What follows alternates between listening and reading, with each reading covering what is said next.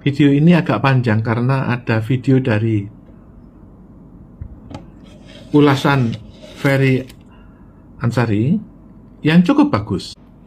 Intinya adalah Ferry Amsari itu menjelaskan bahwa program MBG itu melanggar Undang-Undang Dasar karena anggaran yang begitu besar tidak didasari oleh undang-undang. Kenapa itu bisa berjalan? Karena pemerintahan itu sudah membentuk koalisi tunggal, sehingga kontrol DPR itu sudah nggak ada. Inilah yang disesalkan oleh Ferry Amsari. Dia bisa membuktikan bahwa secara prosedural banyak dampak ekonomi, atau dia bilang RIA. RIA itu adalah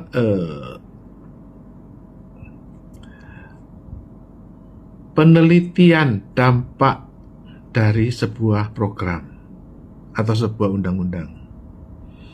Itu yang diantaranya adalah dampak ekonomi yang dijelaskan oleh Ferry Amsari. Bagaimana pembahasan saya? Ini adalah edukasi. Saya bukan guru atau bukan dosennya Ferry Amsari.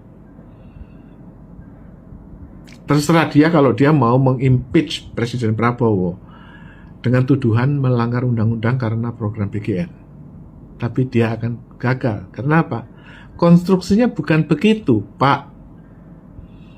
Konstruksi BGN ini tidak bisa diselesaikan menurut tatanan undang-undang. Kenapa? Karena ini adalah program perang. Program perang maksudnya apa? Pada waktu Prabowo itu diutang oleh Donald Trump 5.000 triliun pada bulan Juni 2025, pada bulan Desember 2025, dan yang akan datang Juni 2026. Prabowo mendapatkan kompensasi dana hibah. Dana hibah yang pertama diminta oleh Prabowo adalah cash bunker Jokowi. Itu yang dimasukkan ke dalam sistem. Caranya bagaimana? Cash bunker Jokowi itu digunakan untuk membiayai dapur umum. Loh Pak, itu kan pakai APBN, karena APBN nggak ada. APBN itu diambil 30% untuk efisiensi. Ya, itu untuk dana cadangan. Dana cadangan yang diposkan dalam BGN itu hanya dana cadangan tapi nggak dipakai.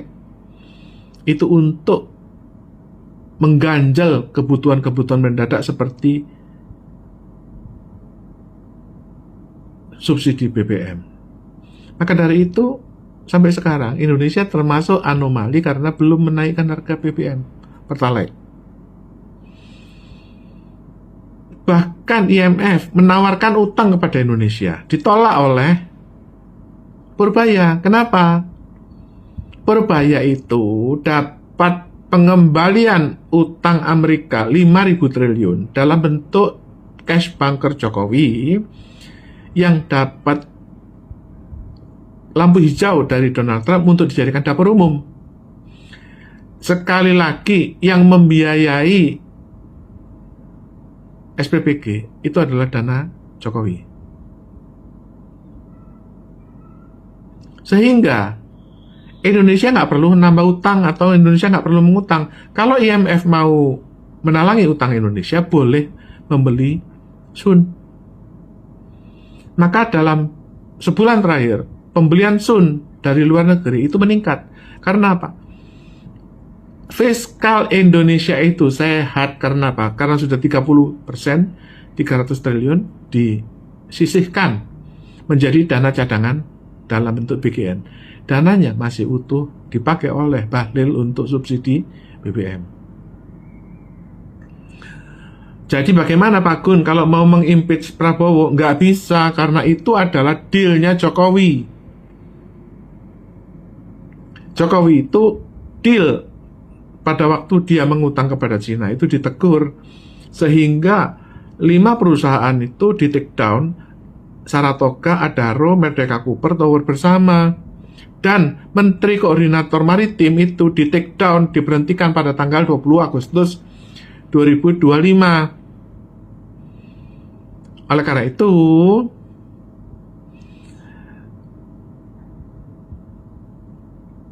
Jokowi mengadopsi teguran dari Amerika.